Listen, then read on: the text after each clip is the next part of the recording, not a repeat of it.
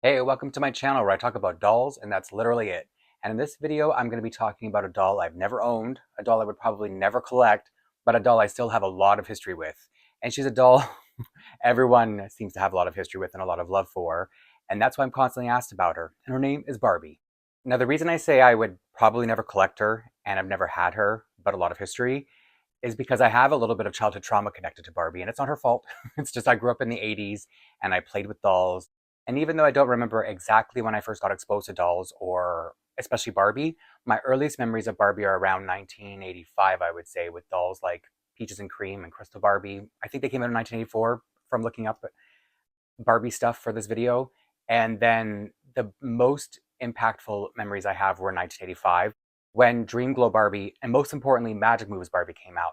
Because the thing is, when I was about 3, so it would have been earlier 80s, 1982, let's say, my family moved to the street where I had a cousin who was my age who lived, a girl cousin, and she had Barbies. So any Barbies that I have memories of, especially around this time, were from her because, like I said, she had Peaches and Cream Barbie and Crystal Barbie, dolls I really enjoyed, and I played them at her in with her in her room. And so the things I liked about Barbie at that age were she was a pretty doll. It was fun to dress her up and play with her hair. But the things I didn't like about Barbie were that she was very adult. Like the kind of things you do with her, you would give her a job. She had Ken, so she was married or had a boyfriend, whatever he was. I just know at that age I didn't care about adult things because in the 80s Barbie was really really popular and had so many what I would consider legendary dolls to this day, even as a non Barbie collector. But there were a lot of other more magical things that came out in the 80s, like My Little Pony and Moon Dreamers, Lady Lovely Locks, all these toys that were more set in fantasy worlds, like actual fantasy worlds, not fantasy of you're going to be an astronaut at 20 years old or however old Barbie was. So I just feel like there wasn't that draw that Barbie had for me the way other dolls did, or other, let's say, girl toys, because most of the toys I played with were girls' toys in the 80s. See, I already mentioned that I had to fight for my right to play with dolls, and my first doll wasn't a Barbie doll. I never had a Barbie doll, but I did have a 6-inch type of doll by Kenner or something like that. But it took a lot of begging for me to finally get the doll. And even after I did have the doll and then a lot of My Little Ponies, there was just seemed to be a lot of stigma around Barbie. So I don't know if that had an effect on why I never really took to Barbie in the first place. Because, like I said, I played with a lot of other girl toys, so I didn't feel any kind of stigma about that. It felt like there was stigma. I felt like there was a lot of shame and people didn't want me to do it. But I do think there was this extra level of Barbie, like people would really make, whenever I'd play with Barbies, or Barbie was always a thing that people would use. Instead of saying a doll, oh, he plays with dolls, they would say, oh, he plays with Barbies. And I'd be like, no, I don't. I play with My Little Ponies. Or later on, Gem and the Holograms. So I think there was always this little bit of a resentment I had that everything was generalized as Barbie rather than just saying dolls or whatever I was playing with. Because I don't even know if when I was a kid I considered My Little Pony dolls. As an adult, I do because they were plastic figures with hair, but they're toys. They were what I considered toys at the time. But really, I mentioned that I have trauma attached to Barbie, and the first one happened in the second grade. I've talked about this on here before, so I'll go into a little bit more depths, more details about how the trauma carried on beyond the actual experience. It was the second grade, and I mentioned her before, the Magic Moves Barbie. She was this doll, you know how the 90s Barbies were with their 90, their right degree arms, and she wore this seafoam green cape and dress. And with I think you hit a button on her back, and her arms would just move up and remove her cape. And I never wanted the doll. I thought she was cool from the commercials because there weren't a lot of toys in the 80s doll wise that did stuff that I remember. So she's one of the. She doesn't just stand out. I don't think it's just because of this trauma, but I think she stood out because she was a Barbie doll who moved, who did something. And so a friend in my class brought it to school one day. It must have been after Christmas. And I'm in Canada, so if I ever talk about prices, it's Canadian pricing, and it was in the 80s. So there'll be currency exchange and, inflation exchange, or however you'd word that. So this girl in my class brought it in. All the girls were crowding around her and taking their turns playing with the doll. And then it was at one point my turn to play with the doll. And just for the record, our teacher was aware of all this happening. She didn't get mad until I grabbed the doll and I, hit the button on her back and made her arms go up. And then all the girls, even though we had already seen it 16 times, but we were still fascinated every time we hit that button. So when I hit the button is when the teacher came storming over and, she snatched it out of my hand and said, you can, you can't play with this in the middle of class. And she just threw it in a drawer. And things like that had happened. You know, you get your stuff taken away and you assume you're going to get it back at the end of the day. But at the end of that day, I expected that the girl, because it was her doll, not my doll, to go back and get it. And it wasn't until a couple days later, because she and I were friends. So I would go to her apartment. I would, be at her place with her family. And so I eventually did find out that she didn't get the doll back. So a couple days later, I went to the teacher and I said, am I going to get my doll back? It's been a couple days. And I didn't want her to know.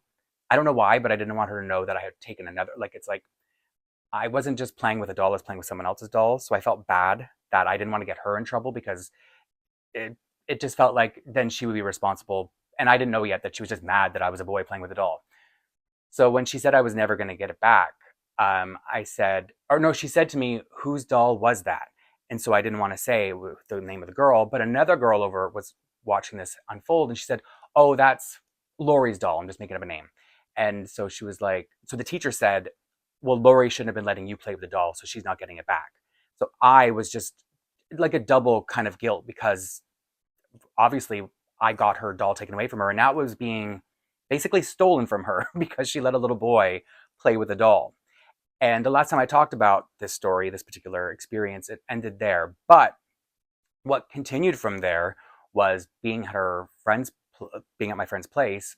One day her parents asked about that doll because, like I said, it was, well, I don't know if I mentioned it, but it was an expensive kind of doll because it had a mechanism in it. It wasn't just a $10, however much Barbie's dolls cost at the time, I wouldn't even know. But one day her parents asked about the doll and Lori said that our teacher had taken it from, that I was playing with it in class and the teacher took it. And her parents were like, well, you need to get it back. That doll was expensive. I think it was like $34.99, like I said, Canadian in the 80s. I don't know how expensive that would be now, but probably a lot for a Barbie. And so obviously, I already felt the guilt. And now it was like, oh, now these adults, like these grown-ups, are asking me to go back to another grown-up and get this doll back. So I asked the teacher about it again, and I said, her parents are asking for it. And she said, well, let them know that she shouldn't have let you play with that doll in the first place, and that's why she's not getting it back. So then I had to run back to her parents and be like, well, she said this. And they were like, well, you need to get that doll back. So it was like, here I am in second grade, I would have been maybe 6 or 7 years old when this happened, maybe almost 7. And so that's why I have so much trauma around that Magic Moves Barbie doll. Because whenever I think about how cool she is, because she was a really pretty doll, not that I don't think I wanted Barbie for whatever reason, probably the reasons that I listed before about preferring more magical kind of dolls.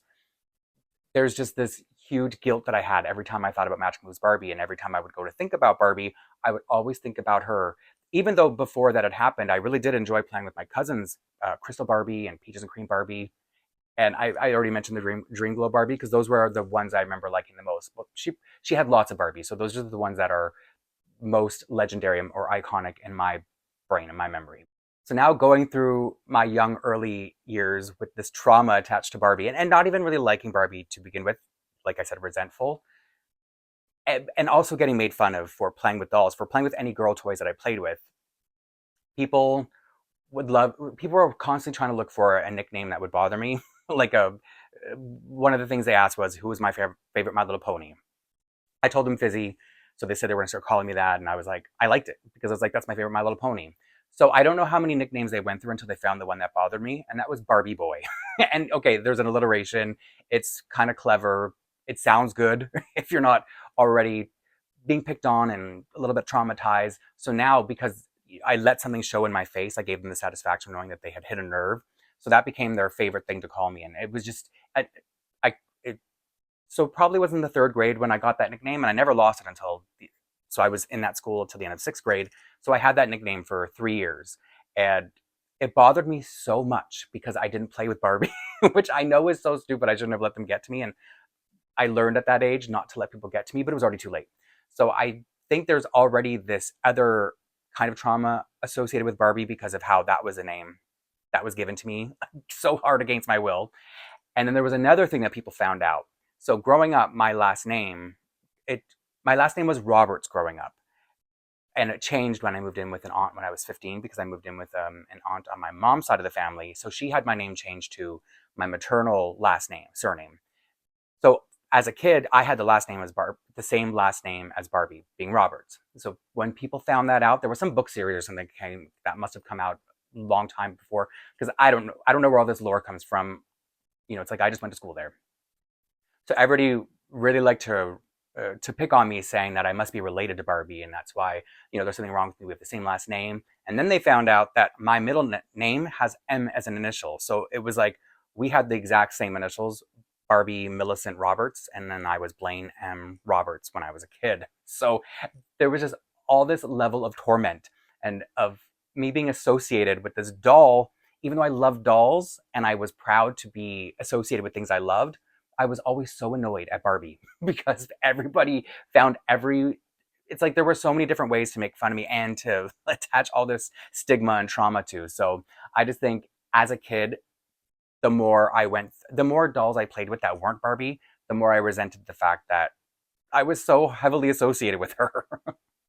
And I mentioned earlier that the nickname Barbie Boy stuck with me until the end of sixth grade, and it only dropped in the seventh grade because I went to a junior high school. So it was all the sixth graders from the region went to this school, and we didn't. So I was like I was going to a new school in a sense with all these new kids I didn't know, and between the sixth and seventh grade, puberty hit me really hard.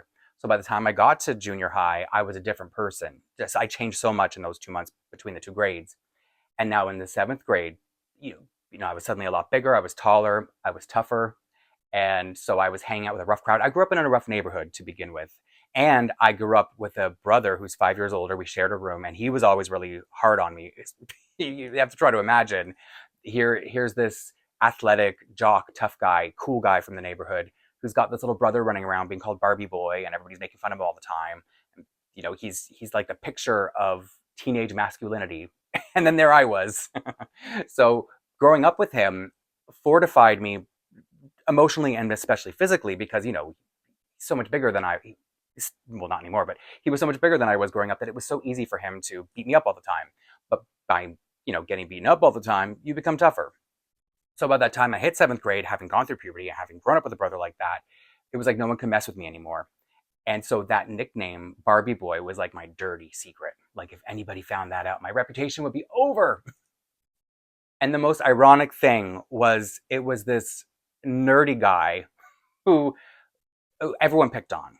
And I don't know if he thought he was going to get clout by finding out the secret about me. And he must have heard it from someone. People must have been whispering about it, and nobody wanted to say it to my face because of my reputation, because I was now this rough teenage kind of guy.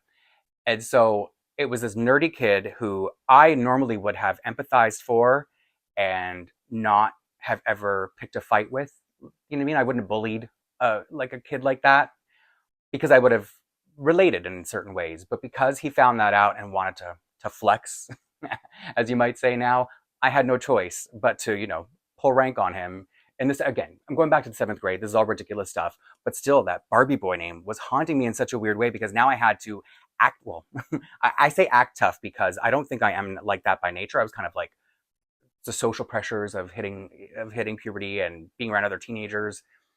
So it was just, that was I feel like that was the last real trauma I had attached to that name, Barbie Boy.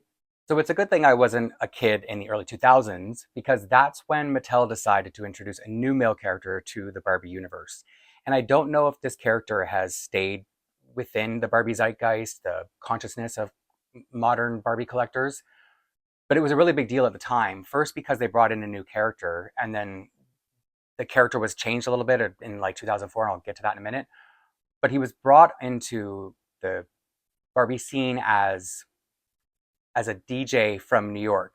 And in case you don't know who I'm talking about or haven't figured out from what I'm saying, the character's name was Blaine. Like of all the Barbies, like of all the character names Barbie could have chosen for their new male character, they went with my name. And my name's not common. So my name, it also has several spellings, and they spelled it the same way as mine. So if I had been a kid when this was happening, with everybody tormenting me for being a Barbie boy, and now they're literally being a Barbie boy with my name. So Blaine really was a Barbie boy now. I just don't know if I would have survived grade school. As ridiculous as it sounds, I would have had a mental breakdown, I think. But so the reason I'm saying it was a good thing I was an adult is because I kind of appreciate it. When he first was introduced, my friends, again, we were adults, so like maybe 20 years old, my friends were telling me how cool it was that there was a doll with my name who was a DJ from New York. Because at that point, the only place I had been outside of Canada in my life was New York. So I kind of felt that was cool. But I couldn't help but laugh at the irony of this becoming the new Barbie boy, Blaine.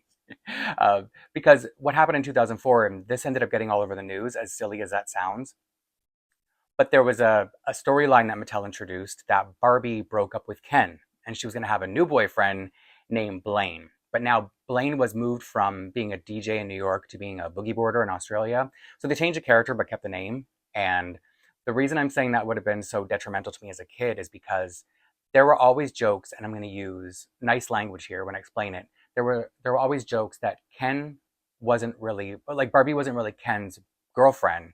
She was his beard. Do you know what I'm saying? So then the joke became in the early 2000s when Barbie left Ken for Blaine. This is really hard to talk about. The joke then became Barbie thinks she broke up with Ken for Blaine, but Blaine's really going to break up with Barbie for Ken. So if that had been happening when I was a kid, when I was already so tormented, I just don't know how I would have taken it. And as a collector, I wasn't really a collector at the time. Like I said, I was 20. So I was sort of in between collecting as, playing with kids, dolls as a kid, and then collecting as an adult.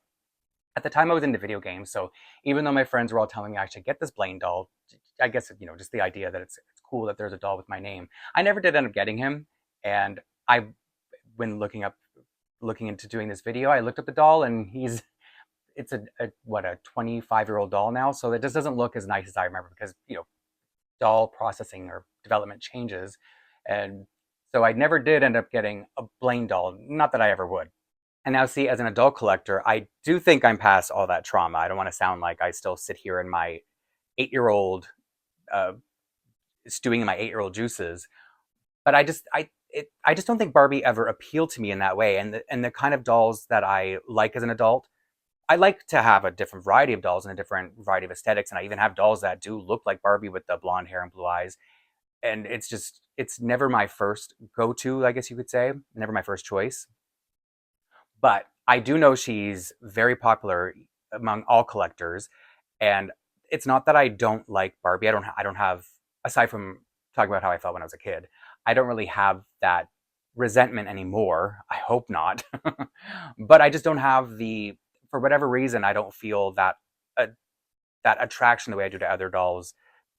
And I mean, I once up until a couple years ago, I collected Integrity toys, which were, people would call them the mean girl Barbies because they were fashion dolls, a little bit bigger, a little bit taller, but they had like a realistic face. They didn't look as cartoonish, which is part of what makes Barbie beautiful. Like I can look at Barbie dolls and see that they're pretty. I just would never, there's never been a single Barbie doll that I'm like, oh, I want her. I want to put that doll in my collection. And can you believe I had a similar but different resentment reaction when people would compare Integrity toys to Barbie? Because on the one hand, Integrity toys are expensive. They're these really high-end, really great fabrics, and you spend a lot on them. And you put them up on a shelf, and they just look so lush and so expensive because they were. And so to be compared to what I consider, for the most part, I know Barbie has her limited edition or special edition and probably her higher end dolls, but for the most part, Barbie's considered like a child's toy or a playline doll. So it was like she was still haunting me, even though I was collecting these really high-end dolls. And what might be a funny side note about Integrity Toys, they have this forum for when you're a member of the W Club, they have their own forum, and you can't type out the word Barbie. It's like forbidden or censored or whatever. I don't remember what it turns to. So people would have, if people wanted to talk about Mattel or Barbie, um, they would use certain codes or certain ways to get around how they can write the word.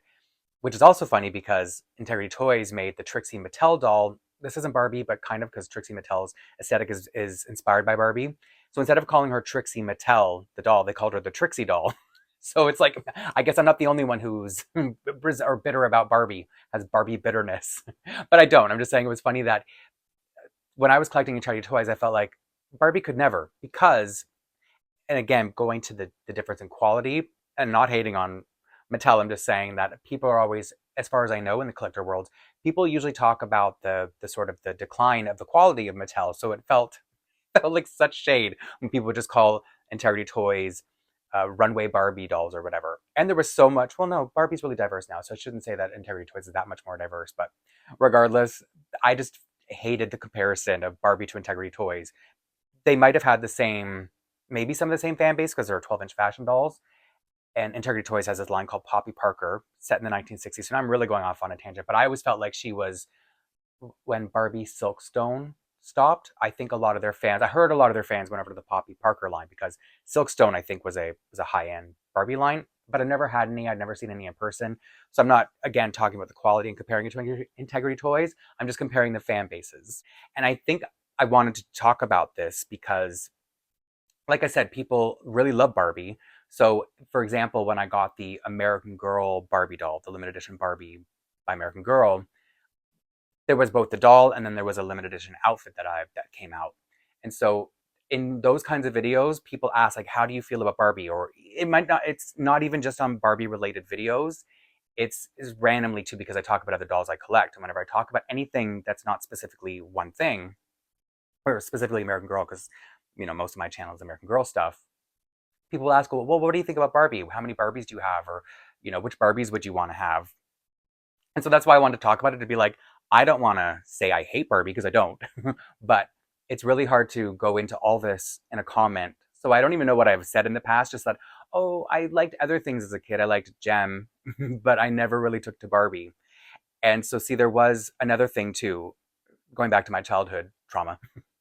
I was a big Gem fan. And now as an adult, I've watched the Netflix program, or I think it was called The Toys That Made Us or something like that, where the the creator from Barbie talked about how she heard that Hasbro was trying to do a sort of competition line. And so she found out it was like a pop group or rock group themed. So they came out with Barbie and the Rockers first. And the ironic thing was, for me as a kid, as an adult, I'm like, oh wow, Barbie, it makes it look like Barbie did it first. But as a kid, Gem seemed like the new shiny rock group. And Barbie seemed like the old one now. So for me, even as a kid, I was so not almost anti Barbie, that even something like that, like my cousin had, not the same cousin I live on the same street with, but another one who lived far away. She had Barbie and the Rockers. I remember going to her house once and being like, oh, she's got Barbie and the Rockers. I feel so bad. She doesn't have Gem. So I think there was competition there, right? So if I thought about being a big Gem fan, in my school at least, you couldn't like both. You were either Team Barbie and the Rockers or Team Gem. And I loved Gem so much because Gem wasn't just, I don't know, maybe because she didn't have that blonde hair and blue eyes. Like, she had pink hair, sure, and blue eyes, but there was just something about her that appealed to me more. And Barbie just has never done anything for me. But I know she's very popular, so I feel like I'm gonna get so much hate for saying this, and that's why I hope it's not coming across as me hating Barbie. It's just for anybody out there who's wondered, why don't you like Barbie? So to all of you who stuck around, or will continue to stick around and not hit unsubscribe because I'm talking smack about Barbie, I just wanted to do like a quick video because my last video was really long and I don't love always putting up long ones. So this feels like a little bit of a palate cleanser. It's not to warn you that the next one's gonna be long again. It's just to say it won't always be that drastic. But again, thank you for hanging out with me, and I will see you soon in the next one, if my Barbie hate didn't turn you off completely.